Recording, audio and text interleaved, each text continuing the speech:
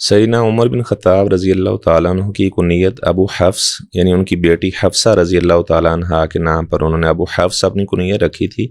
نام عمر بن خطاب رضی اللہ تعالیٰ عنہ تھا. لقب فاروق تھا.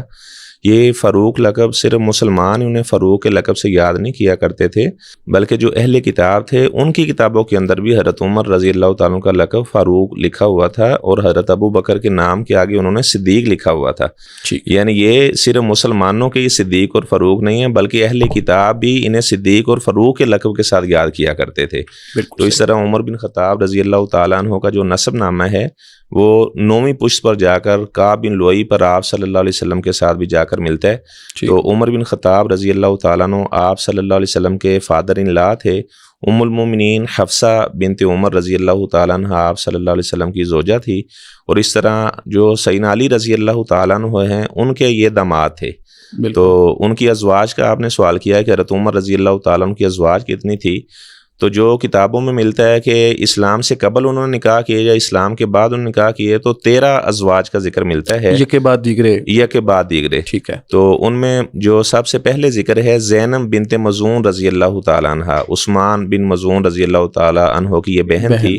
اور دو ان سے حضرت عمر رضی اللہ تعالیٰ عنہ کی جو اولاد ہے عبداللہ بن عمر رضی اللہ تعالیٰ عنہ اور عبد الرحمن بن عمر رضی اللہ تعالیٰ عنہ، اور اس طرح بیٹی حفصہ بنت عمر رضی اللہ تعالیٰ عنہ. اس اعتبار سے جو زینب بنت مظعون ہیں یہ رسول اللہ علیہ الصلوۃ والسلام کی ساس ہوئیں، کیونکہ جو حفصہ ہیں ان کی یہ ماں ہیں. حفصہ رسول اللہ علیہ السلام کی بیوی ہیں. یعنی آپ صلی اللہ علیہ وسلم کی جو یعنی حضرت عمر رضی اللہ تعالیٰ عنہ کے زینب بنت مظعون سے 2 بیٹے ہیں اور 1 بیٹی ہے. اور اس طرح ام کلثوم بنت جرول ایک ان کی زوجہ تھی، 2 بیٹے تھے ان سے. اور اس طرح ام کلثوم بنت علی رضی اللہ تعالیٰ عنہ یہ بھی حضرت عمر رضی اللہ تعالیٰ عنہ ان کی زوجہ تھی. اور ان سے ان کا ایک بیٹا بھی تھا زید جس کا نام تھا، اور بعض نے ایک بیٹی کا بھی ذکر کیا ہے.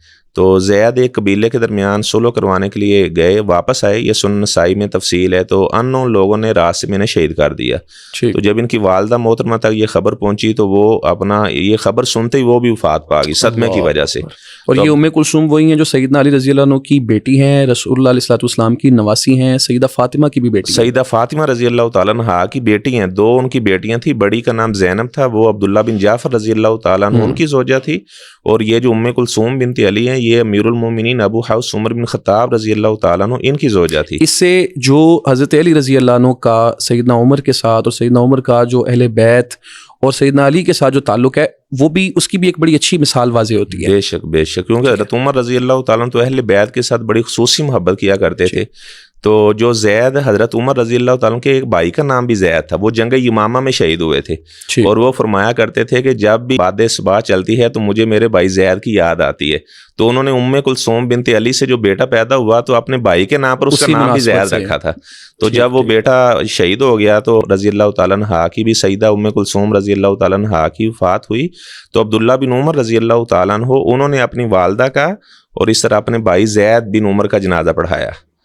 تو اس طرح عاتقہ بنت زید یہ بھی حضرت عمر رضی اللہ تعالیٰ عنہ. تو کل ملا کے عمر رضی اللہ عنہ کی جو بیویاں ہیں وہ آپ نے بتایا 13 ہیں. اور کل ملا کے جو ان کی اولاد ہے سارے بیٹیاں وہ بھی 13 ہے. بالکل ٹھیک ہے. اور ان میں آپ نے ذکر کیا جیسا کہ سیدنا علی رضی اللہ عنہ کی بیٹی بھی ہیں. ایسے 2 لونڈیوں کا ذکر بھی ملتا ہے. لونڈیاں بھی 2 کا ذکر. ٹھیک ہے.